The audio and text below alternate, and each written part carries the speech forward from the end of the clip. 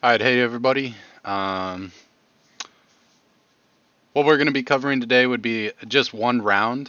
I assume this is going to take a little bit of time. It might be, at least a 30-minute video, but it's going to be Dark Zero versus Sonics. It's going to be round one. We're going to be reviewing um, their setup and then possibly like how to deal with their setup. But I thought their setup was pretty cool. It reminded me of maybe it's existed before. I'm still catching up on VODs. So, maybe this is something that's existed before, but either way, I saw this game like this round. It reminded me of the Clubhouse SSG strat where it's pretty layered. There's a lot of contingency plans, all that good stuff. And then something that, why I haven't been making videos lately is because I've been working on this. It's a side project of mine. Um, so basically, what I'm doing is, and I'm going to do this for every team, is go through and get every piece of information I can. There's still pieces of information that I'm looking to get, but as you can see, we're working on, or I'm working on, I should say, every match that they've done. I know that you can get some, and I have got some of this information off of Siege GG, but there's also a lot of pieces of information that weren't on there that I personally want. So it's going to be pretty in depth, and I still have to get all the basic information. And so I've been watching a lot of VODs, specifically Dark Zero, because they're the first team I'm working on.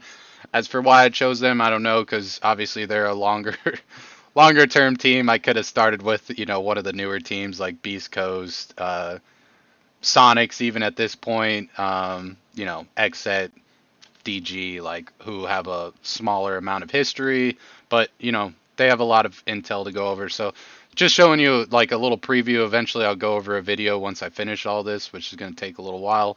But so we got the score sheet of like every match that they've played for the most part since the beginning of the LAN season that started last year. Once Ubisoft took over, that's pretty much where I started because you know so much has changed in the game. Like I don't really feel even going back this far, the meta has changed so much it may be useless. But anyway, so I got that info, and then I'm working through everything with rounds they've won based on plant elimination, time, first kills, first deaths, what operators they picked, because eventually I want to be able to see like what are their most common operators, what operators they're picking on which maps, and then one of the bigger things that I want to try and do is the sites, like what their win percentage is on sites, what their win percentage is on maps, like. Oh, I don't know. It's just going to be a lot of work, but I just kind of want to show you guys a preview. Um, and then you can see down here, I'll break it down into seasons, and then maps, and then eventually I'm going to have tables over here, which is going to have all that information like I'm talking about, like what players their most influential player for first kills, are any of their players suffering from first deaths the most. There's just so much to go into. But all right, so getting distracted there, but I just want to show you guys a little preview of what I've been working on. So moving on to this, what we'll do is I have over here on Battle Planner, I've gone through and done their setup so that we can see it, but we'll watch them go through their setup for the little bit that we can see here, and then we'll continue from there. Some fantastic stuff here for the Sonics. Nice 6 pick as well, locking the Ying first. I didn't really think that the Ying was going to come through simply because that's not usually one. Sorry, one thing to add before we continue is I did notice that in their reveal phase, they showed a Maestro, and then they six-picked to this Mozzie. I actually think that's pretty good because if you think about it, this setup with a Maestro, for example, or Mozzie, I mean, you could go either way, but this setup with Maestro could be any of the sites, really. It could be dorms, it could be basement, it could be kitchen dining. Like they could play any site with this setup. So, based off of their intel and studying of Dark Zero, they're probably going to decipher based on the setup where they'll be. But it is pretty good, especially if you're talking about lower tier teams, just because you always want to play mind games wherever you can. And so it's just a slight little mind game. And hiding the Mozzie also protects, so they may not be expecting it if they don't see him in prep phase. one of the operators we see brought out in the first reveal phase. That's also something that we don't really talk about as commentators either, just because it seldom has an influence over the round when it comes down to it. Even inside of this round, like obviously Dark Zero could be suspecting the Ying, but immediately when the first EE1D goes off, they're going to know the situation. They know that that's more than likely been switched out because the rest of the people in the lineup aren't something that you're going to six pick away from a Lion to keep a Ying. So we'll see how Dark Zero try and set things up across the map. As of right now, it seems they want to go for this Realm setup, and that actually could come to bite them later on inside of the round simply because of that six pick from the Sonics being that Lion. It's going to constrict a lot of this movement and make it to where DZ can't possibly spin around the map how they want to. We'll see how the Sonics want to try and break things up. Combined with a Nomad as well, so it's going to restrict the overall movement for Dark Zero quite a bit here, especially in the early round, as Kanzan will start to take more control and start to cordon off those areas of the map. And in emergency situations, if they need to clear someone out that they have a little bit of intel on, they want to just push the general area where that player is assumed to be. That's where the Lion can maybe come into play, and of course for the executes as well, when we finally get to that deeper point inside of the round. Rexon, a quick check up here towards T3, thought he was clean and got away, but unfortunately is not going to be the case. The drone gets stolen just as he was working his way through the hop right there, but regardless. All right, so we heard what they had to say. There was some good stuff in there. The one thing that I personally think is the line would be more for the execute itself, or when they're getting aggressive, not so much for the roam clear. But all right, so anyway, what's it called? So this is their setup downstairs. I went through and tried to copy everything as best I could, based off of what I could see. Obviously, limited view. But anyway, so what we can see is it's not too uncommon of a setup down here. The one thing that we can note is that, all of E-Box, for example, is soft, which if once we go upstairs and we look at their strategy and their setup, it's understandable as to why. So this is their setup. We're not extending into elbow, and when I think about it, I also agree, because if you extend into elbow, not only do you have to use ADSs over here in your shield, but you start getting into the realm of like how spread out are you going to be, right? But at the same time, it wouldn't be bad either if because you have pressure from the E-box hatch and you have this. So, but the problem is if they get in here and say kill the smoke, if we're always thinking about contingency plans, if they kill the smoke on elbow and without any interference from the hatch, then now you have an open wall, you've lost your smoke, you've lost the shield, ADS. So anyway, so I guess the first thing we should talk about with this strategy or SSG strategy or any kind of layered strategy like this is you can tell how in-depth this strategy is because of the contingency plans for it. So even if we look at this barricaded door, for example, this is all in order to give some form of alarm. I can't speak English. Some form of alarm as to, okay, they're coming from main side. But this also, again, somebody at this level especially is going to be on cams, seeing what cams go down and spawn. That way they know where they're spawning, and most likely you can decipher what push they're going to be doing from that point, right? So, all right, so that's the basement floor. This is the, and we'll go up here. So something that you might have seen in the end round there when they were repelling in T2, because I let the clip go a little bit long. But there's a rotate top attic here, and they have this the attic hatch reinforced. So when we're looking at this is really a 3-layered defense, right? Similar to the SSG strat on Clubhouse.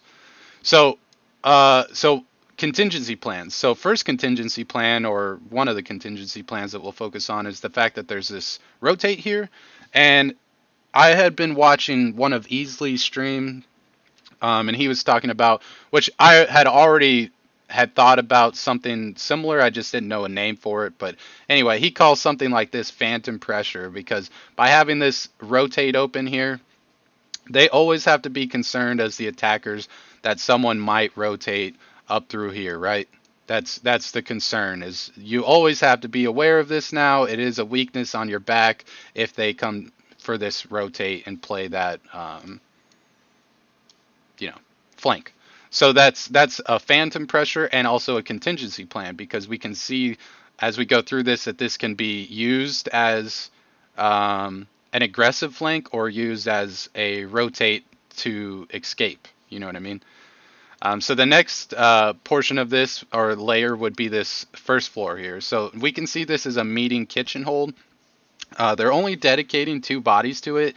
Um, and obviously 3 reinforcements, 2 mute jammers. But then again, we can see, or sorry, 4 reinforcements. I forgot this one over here. And we can see they have the laundry hatch. So this is also a contingency plan because if we think about it, maybe this team, Sonics, will go for a rush, right? And they can come downstairs or they can come down.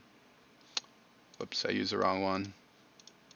Or they can, rush down laundry hatch. So contingency plan there is this is standard of like we're protecting from this rush, and then we also saw on the bottom floor that they reinforced this door. So that's the contingency plan of like okay, if they rush from garage or main and they try to come down main, this is how like we'll know and have time to move bodies and stuff over there to deal with it, right? So this is all a delay on this side, right? And that's what all these contingency plans are is that way they have a good amount of warning based off of what is happening. And again, someone's probably watching cams and they're going to see main cam go down.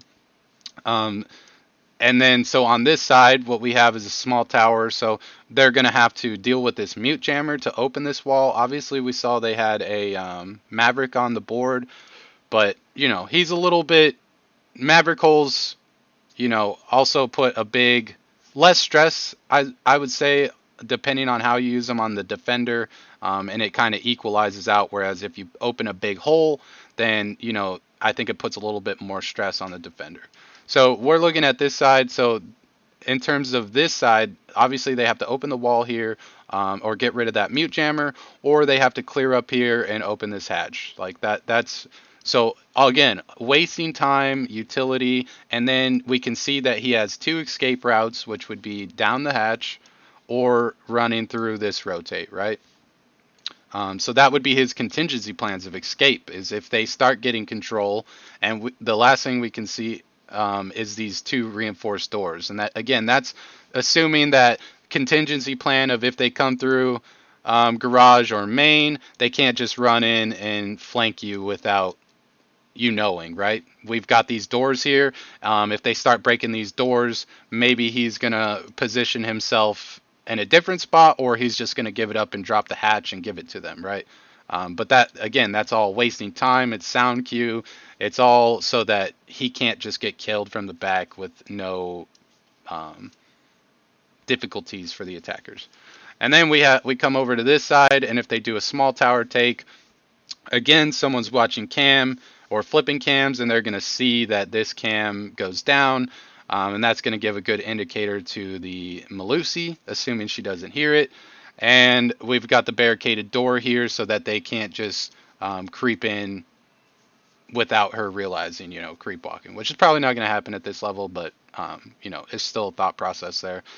And then we have the muted single wall here. So this is all good stuff. And the last thing that we can talk about in terms of contingency plans is because of the mute jammers, for example, that also limits and sorry, the Mozzie, which we forgot about, that limits their droning capacity, right? Like where they can drone, what they can drone, because where are the Mozzie pests, like, you know what I mean? That's the next stuff we have to think about is like, so as you can see, this is a very complicated and layered strategy with many contingency plans placed. And because of this setup, and they're playing kitchen and meeting with the rotates here, they have several escape routes. They have the ability to support each other at a moment's notice based on what take is happening. So we can talk about all that stuff, right? So that's all the stuff we have to understand about this strategy is like that the fact that it is a layered strat, the fact that they have multiple escape routes and contingency plans in place based off of what the attackers are doing. They can support each other. They can waste time and utility. These are all good things for them as the defenders. So we can see, like I said, through going through this of how much thought process is put into this strat. Whether this is all just thought process off the bat of whether it's studying the Sonics and how they do takes, or it's just a general, like, and I think in general this strat is good because in reality controlling meeting and kitchen for pretty much all of this map is like so influential because you can do so much and have so much control of the map based on this area, right? Or territory, I guess we should call it. So we can see how much thought, like I said, thought process goes into this, what they've thought about and how to deal with this stuff, escape routes, all this good stuff. So now we understand all that stuff. So what can we do to deal with this? So I think we'll watch this real quick, see how they deal with it, and then talk about what other options they could have had. They're going to take it out. No extra info going back at the defender's way after Mozzie steals the The drone. one thing I Also, would say tower is, control looks like it's going to be taken here for the Sonics pretty and quickly. so we can see right away that Absolutely. Dark we are Zero's concerned playing about this that slow and rotate, steady. but Some reinforcements along the we need to entire get map. site They intel, set up right? needed, That's like kitchen or defense to go intel down to based stop off of very this. well. And Someone what one Dark of the Zero things we can see is minute 47 into the round, we've lost what 5 drones. So you can see how good this strat is in terms of sorry, I forgot to go full screen. In terms of like intel denial, right? Because again, we don't know. We know that one Mozzie Pest was on tier 3 of the tower, but we don't know.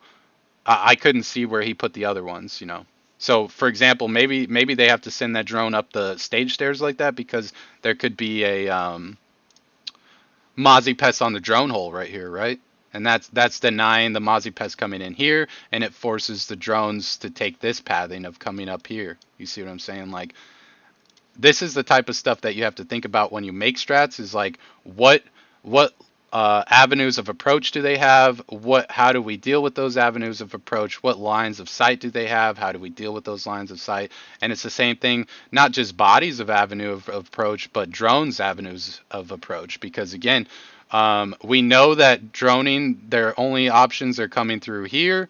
Drone hole or up on stage, or if they somehow get a drone down here, they can go in the drone hole here, right? So those are the areas that we have to watch for drones. And so who again, we don't know where the 2 other Mozzie pests went to I can't even speak, deny the intel. access to the attic hatch. Some really solid stuff across the board for this Dark Zero squad. And there's so many And angles that the are one pulling thing we from can and see else in is this it's a play that they full have to tower now worry take. about. And this is where Everybody's CT over becomes there. very, very troublesome. As you rotate around the map, there's just random holes everywhere, and you don't exactly know if someone's manning them, and that's what's presented in front of the And Sonics so this game. now They It will looks use like up the Mozzie has space come wall upstairs. road to Maybe put it into looked like these, he and came that's down going to white. start taking more. So he was potentially maybe showing some face upstairs if there was a drone or something. I didn't get to see. So but he could just be showing some pressure to make them stressed out of that rotate on attic. You know what I mean? With Continuing to no attack real Dark intent Zero. of They actually see the ball out challenging the them. Jaeger as NJR finally gets taken down off some poor positioning. Dark Zero finally with the pressure back onto them. Continuing to wait out on the inside of Kitchen here, hoping a little bit of pressure is going to work itself his way from the inside of the meeting room there. Not going to happen immediately. The Sonics obviously are focused on the basement take, meaning that sometime before he finds any sort of contest at all, and he's going to start to get in the position to rotate back down to the basement. All right, so we can see how much time is ticking down, and they've really gained nothing, right? They got one pick, and they gained control of meeting at this point. But think about how much utility they've used. Look at their drone economy. Like, they're hurting real bad right now. It doesn't matter that they're up a number. The stuff that they lost in order to gain what they have, and the amount of time that they have left is not in their favor. Construction control, absolutely zero resistance to this push right now coming in from Dark Zero. They're holding a back line, not trying to stop the initial take. All Sonics with very minimal time left to get this execute to go off, but they've got the pick necessary now, and they've done a very good job about staying alive and maintaining this. But now, as soon as I say that, Mint takes down Super. That's a big pick as well. He won't be able to use that hard destruction any longer, and instead, it's going to be a direct contention from the Sonics with very minimal time remaining. No more EE1Ds either. They need this plant to happen now. Dark Zero thwarting it at every single turn, though, as the kill feed lights orange. It's down to Kansan, who's slowly losing his health from the... All right, so we know he loses. There's no coming back from that. So what we saw there was, I would say, in terms of this setup, it's like ideal of what the attackers did. Like this is like a perfect scenario almost of what they would want to happen, based on this strategy, right? So super good stuff to see. The one thing that we could say is either A, it's because they've studied Sonics and they expected this take, or B, the Sonics didn't get intel quick enough or weren't able to get intel, which we saw was an issue because they lost a lot of drones. And C, they didn't really come up with a solution on how to deal with this stuff, right? They wasted a lot of utility just to get this wall and push this Jaeger out, and they wasted a lot of time. And so then you got it. Then they're also worried about the rotate above an attic, and that you've got this Malusi over here. So you've really like done not. They really didn't accomplish much, right, based off of this strategy. So what's something that we could do to deal with this? I mean, if you're doing a tower take like they did, I would say the first thing that we could do is number one, we can get a drone. We can pad the drone down here, make sure the attic is clear, maybe check this area, and then we could put a jab. I don't want to use the pen on here because then I got to erase and it'll erase stuff, and then I got to put it back, and it's just a problem. So then we can put a jab here. Now we're not so worried about flank. Yes, we use a jab here, but at the same time, depending on the team, like maybe not Dark Zero as much. They're a little bit more structured and reserved, but like imagine if we're playing a team like TSM, then you're really worried about that flank because we know that players like Merc or something would definitely go for a flank like this. You know what I mean?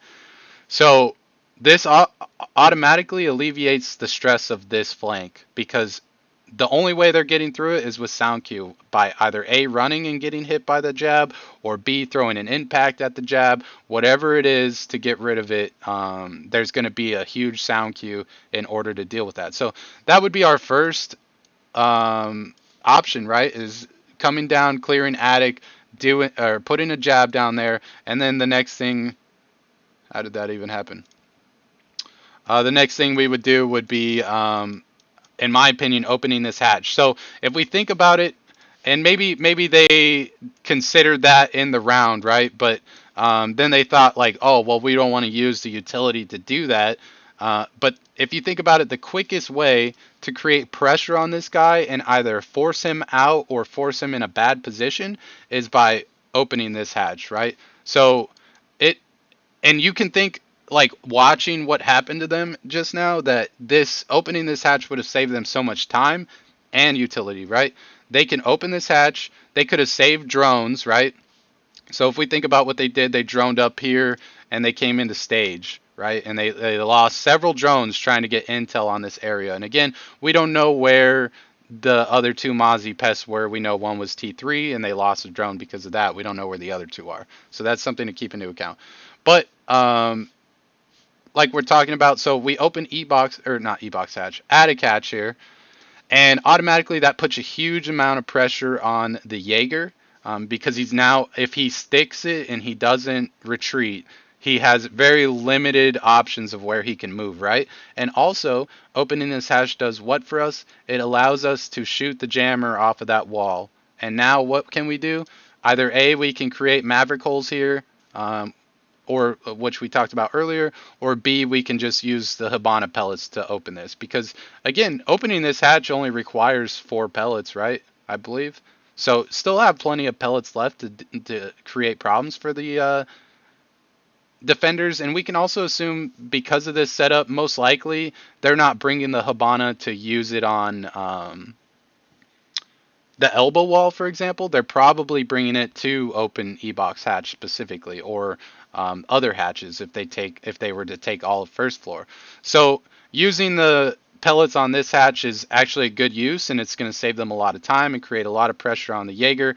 And we can get rid of that jammer on the stage wall. So now suddenly we can see that we can open this wall. And think about how much time and resources that saved them. And all for what? One drone sending down here and putting an air jab if we wanted to. We could also just put a flank drone somewhere, maybe we put a drone, like once we drone down attic here, we put a drone here, right? Who knows? Whatever. You could put a drone and then you're just watching flank, You can also put one up here, which I see people do. There's obviously several options, and maybe even the couch. Like who it doesn't matter. Like it's just all that you have to know is that someone's able to watch it and can see if they're coming for this flank, right? But again, putting that air jab there also saves you a lot of time and just headache. It makes it a little bit easier.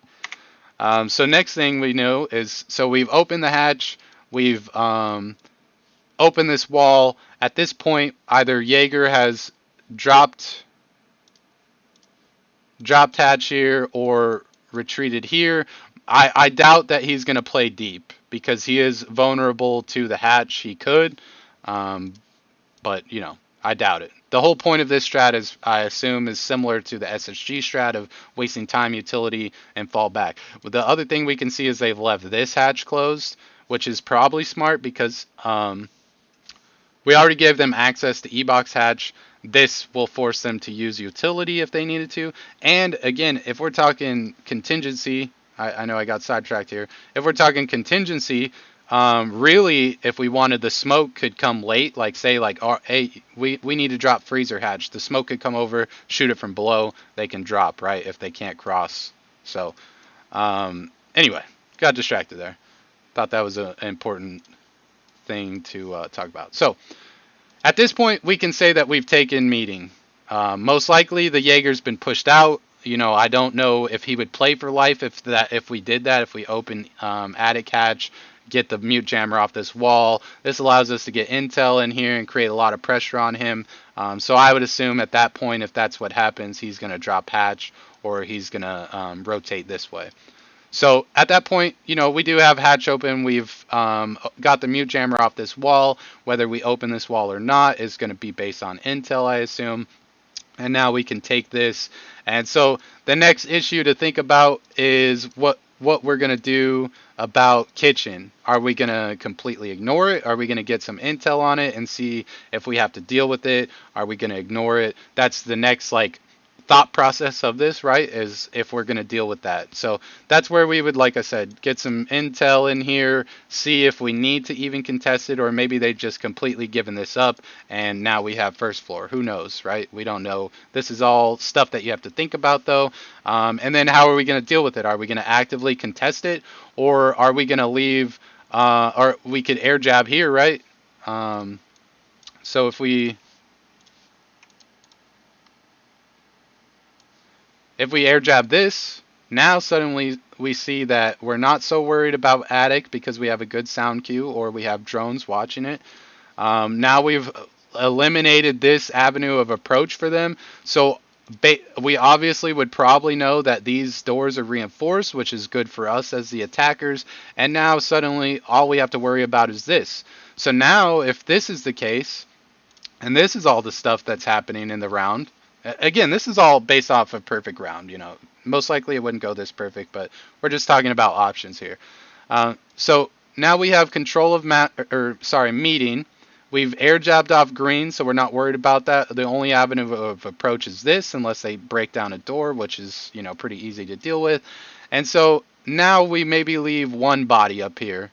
And now we have control of the E-Box hatch, and all they really have to worry about is this rotate, which shouldn't be too hard to deal with, right?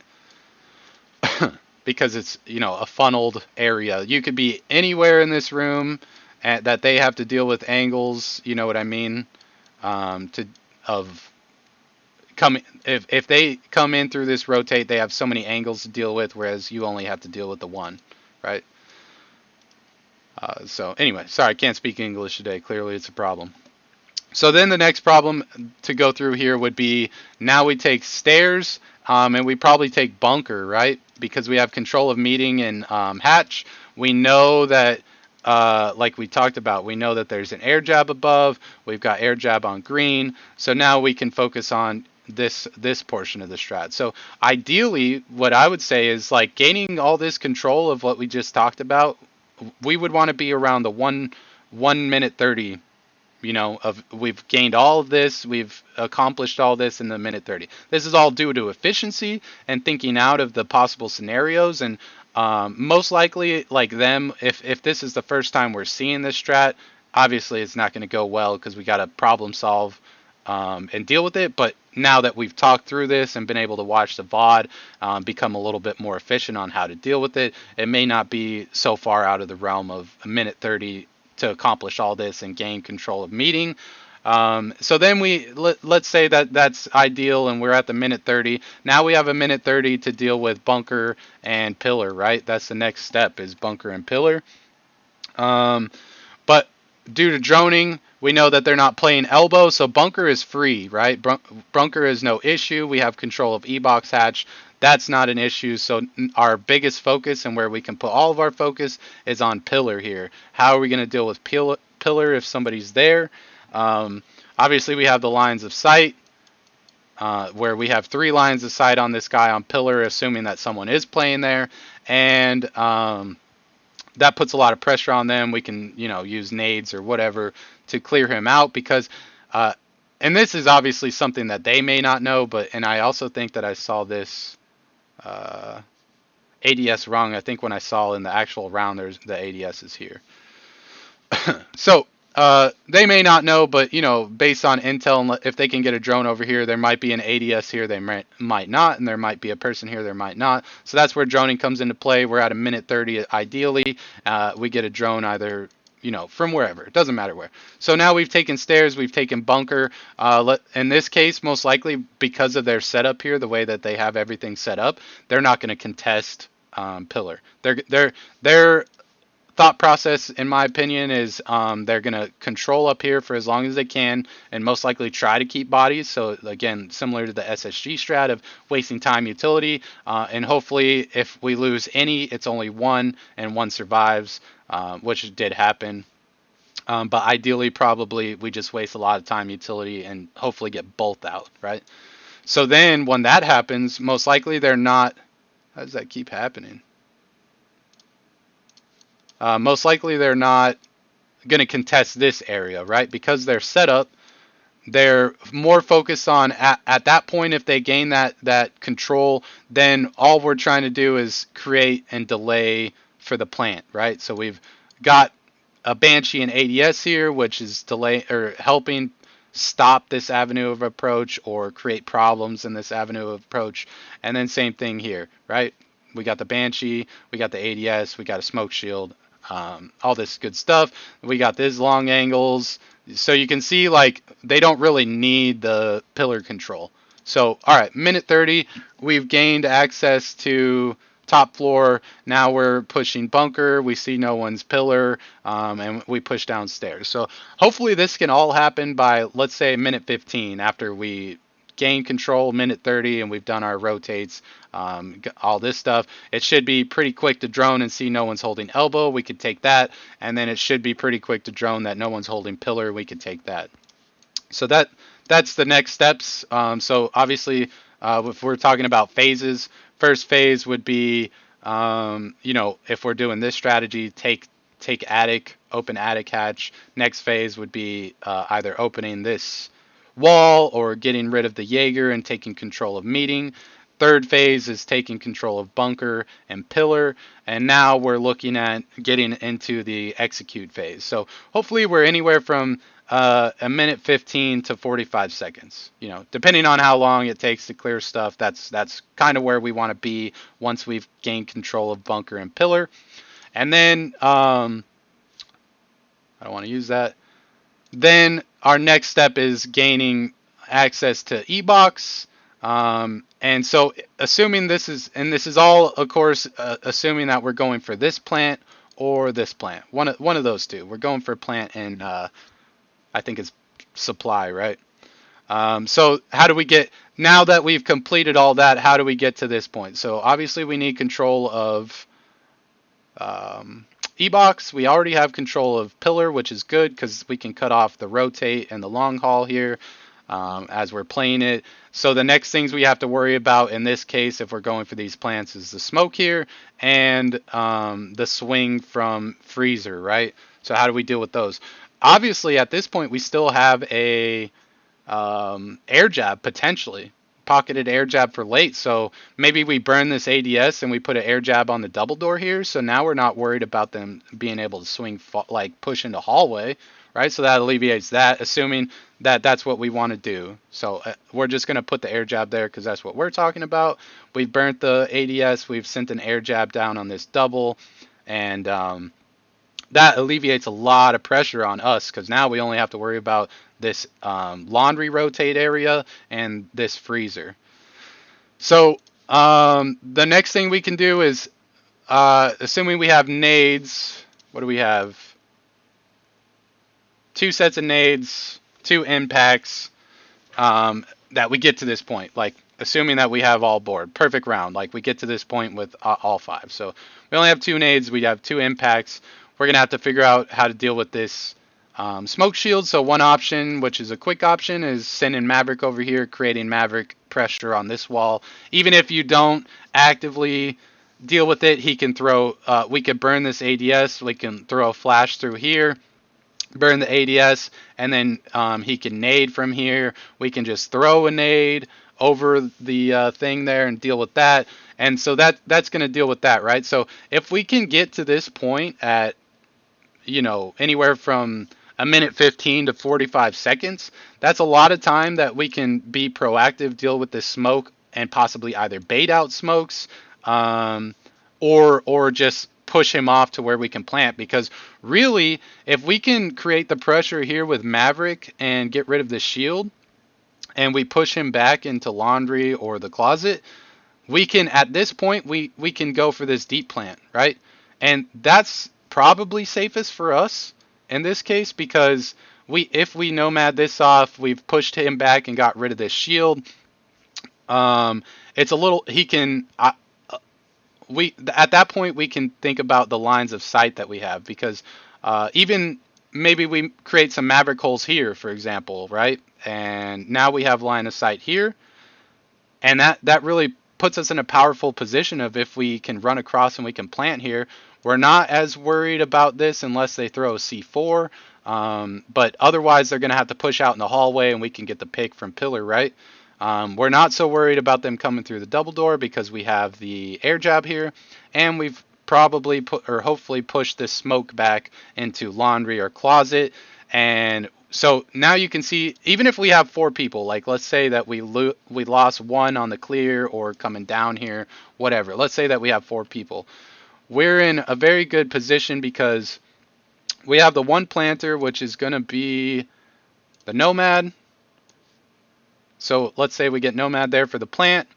We get, let's say Habana's holding the pillar. At this point, we still have control of E-box hatch, and that's, do we want to get rid of it, or do we not? Or do we keep our person up there, or do we not, for this portion of the phase? And then maybe we have pressure here, or we've created the holes, and we can move him over here now, right? So you can see either way, and by playing this, we have, if we've created some holes here, we potentially, man, that's getting annoying. We've potentially gained this line of sight. We have this line of sight. We have this line of sight for the swing, right? If we still have the Maverick over here, we have this line of sight, so he can't push out at all into this without having to kill the Maverick. And so, like we talked about, this would be ideal, right? This is a perfect round, assuming that, and we have 4 bodies, right? And that, again, do we want to keep the person on E-box hatch, or do we have them drop and get aggressive or hold based off of that? So we can see going through this that it's a very good strat, but maybe not so hard to deal with once you understand the strat, right? And that's just one option of dealing with it, because I'm not going to go through the whole thing, because obviously we're already at a little bit long of a video now.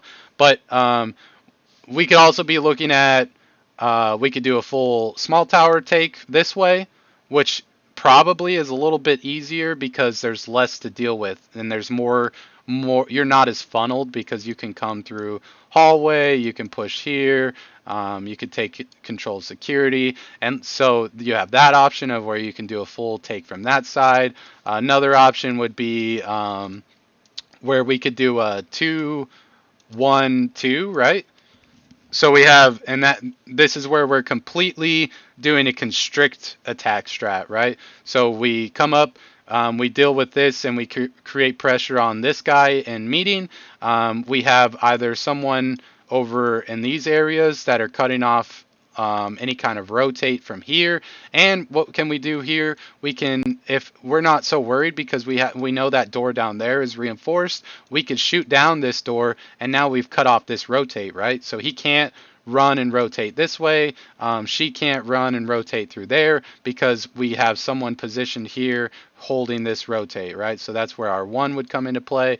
And then we have our 2 guys pushing whatever, whether they're going to double push this door or they do one door, one security, and then most likely we can either open this wall, open the hatch, or we can push green hallway. And at this point, maybe we've pushed in and we've either killed the Melusi or we forced the Melusi to rotate, assuming that she rotated before we did the open the door and cut off this rotate. And now so now you can see that the attackers are completely pinched. Melusi has no choice but to fight for her life at this point, because we've cut off all of her avenues of approach, and this hatch is not open unless they did what we talk about, coming and shotgunning that to let her out, because she's not going to be able to cross. She's not going to be able to cross, and she's not going to be able to cross, right? Those are all three of her avenues. So now we've suddenly forced this Melusi to fight for her life, and the Jaeger can either try to support, and he's getting pinched as well, or he's just going to have to say that we're going to sacrifice Melusi, and he's going to drop down the hatch, and now suddenly you have control of top floor full clear, right? So there's several options on how to deal with it.